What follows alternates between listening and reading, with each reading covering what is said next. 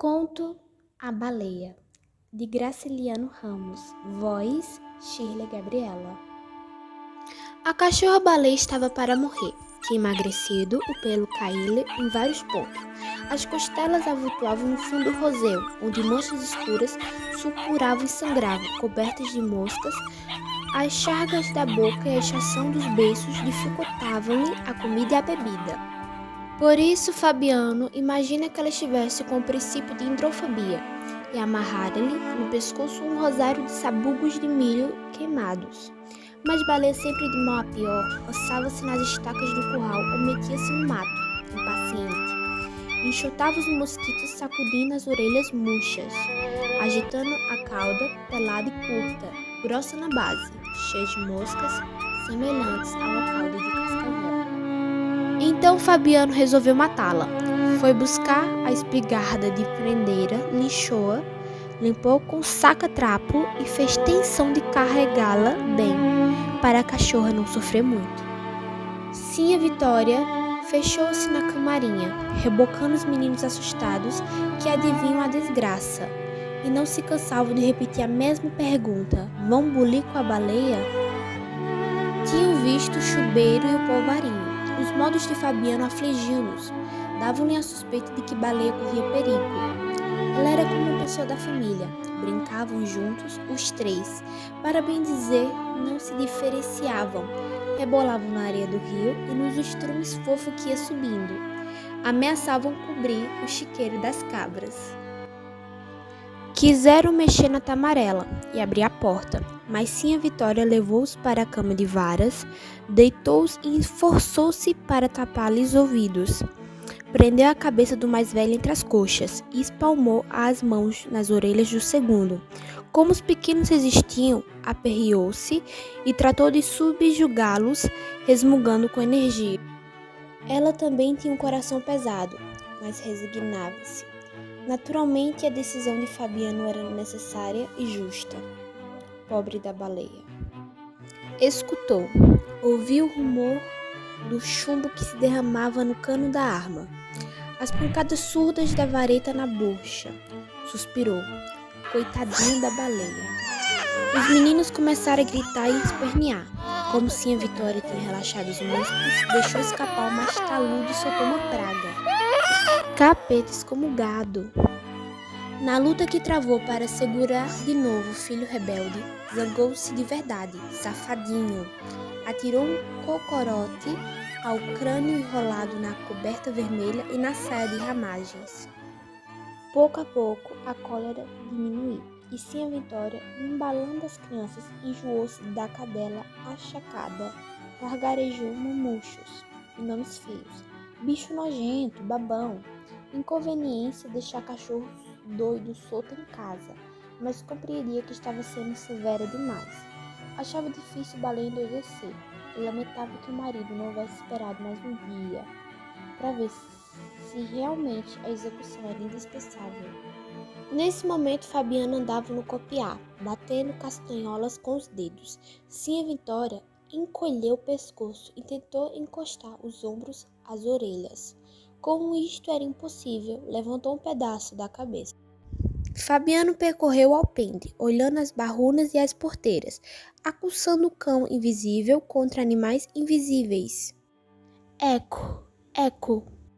Em seguida, entrou na sala, atravessou o corredor e chegou à janela baixa da cozinha. Examinou o terreno, viu Baleia coçando-se a esfregar as peladuras no pé de turco, levou a espergada ao rosto.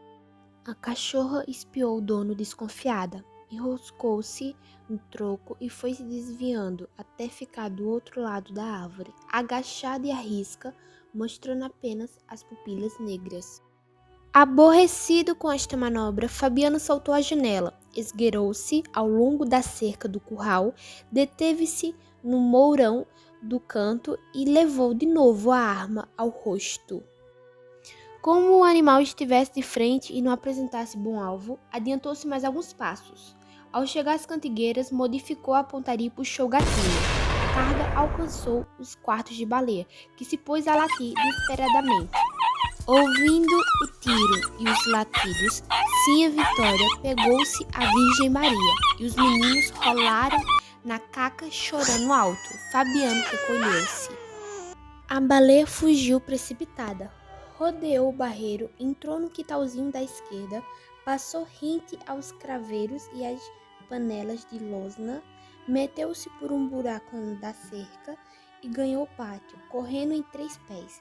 Dirigiu-se ao copiar, mas temeu encontrar Fabiano e afastou-se para o chiqueiro das cabras. Demorou-se aí por um instante, meio desorientada. Saiu depois, sem destino, aos pulos. Defronte do carro de bois, faltou-lhe a perna traseira e, perdendo muito sangue, andou como gente em 2 pés, arrastando com dificuldade a parte posterior do corpo. Quis recuar e esconder-se debaixo do carro, mas teve medo da roda. Encaminhou-se aos juazeiros. Sobre a raiz de um deles havia uma barroca macia e funda. Gostava de espojar-se ali. Cobria-se de poeira, evitava as moscas e os mosquitos, e quando se levantava, tinha as folhas e gravetos colados às feridas. Era um bicho diferente dos outros. Caiu antes de alcançar essa cova arredada. Tentou erguer-se, endireitou a cabeça e estirou as pernas dianteiras, mas o resto do corpo ficou deitado de banda. Nesta posição torcida, mexeu-se a custo, ralando as patas, cravando as unhas no chão, agarrando-se nos seixos miúdos. Afinal, esmoreceu e arquitetou-se junto às pedras onde os meninos jogavam cobras mortas. Uma sede horrível queimava-lhe a garganta. Procurou ver as pernas e não as distinguiu. Um nevoeiro impedia-lhe a visão. Pôs-se a latir e desejou morder Fabiano. Realmente não latia, uivava baixinho, e os uivos iam diminuindo, tornavam-se quase imperceptíveis. Como o sol encandeasse, conseguiu adiantar-se umas polegadas e escondeu-se numa nesga de sombra que ladeava a pedra. Olhou-se de novo, aflita. Que lhe estaria acontecendo? O nevoeiro engrossava e aproximava-se. Sentiu o cheiro bom dos prés que desciam do morro, mas o cheiro vinha fraco e havia nele partículas de outros viventes. Parecia que o morro se tinha distanciado muito. Arregaçou o focinho, aspirou o ar lentamente, com vontade de subir a ladeira e perseguir os prés que pulavam e corriam em liberdade. Começou a arquejar penosamente, fingindo ladar. Passou a língua pelos beiços torrados e não experimentou nenhum prazer. O olfato cada vez mais se esbotava. Certamente os prés tinham fugido. Esqueceu-os e de novo lhe veio o desejo de morder Fabiano, que lhe apareceu diante dos olhos, meio vidrados, com um objeto esquisito na mão. Não conhecia o objeto, mas pôs-se a tremer, convencida de que ele encerrava surpresas desagradáveis. Fez um esforço para desviar-se daquilo e encolheu o rabo, cerrou as pálpebras pesadas e julgou que o rabo estava encolhido. Não poderia morder Fabiano. Tinha nascido perto dele, numa camarinha sob a cama de varas, e consumira a existência em submissão, ladrado para juntar o gado quando o vaqueiro batia palmas. O objeto desconhecido continuava a ameaçá-la. Conteve a respiração, cobriu os dentes, espiou o inimigo por baixo das pestanas caídas. Ficou assim algum tempo, depois sossegou. Fabiano e a coisa perigosa tinham sumido. Abriu os olhos a custo. Agora havia uma grande escuridão. Com certeza o sol desaparecerá. Os chocalhos das cabras tilitaram para os lados do rio. O fartum do chiqueiro espalhou-se pela vizinhança. Baleia assustou-se. Que fazia aqueles animais soltos de noite? A obrigação dela era levantar-se, conduzi-los ao bebedouro. Franziu as ventas, procurando distinguir os meninos.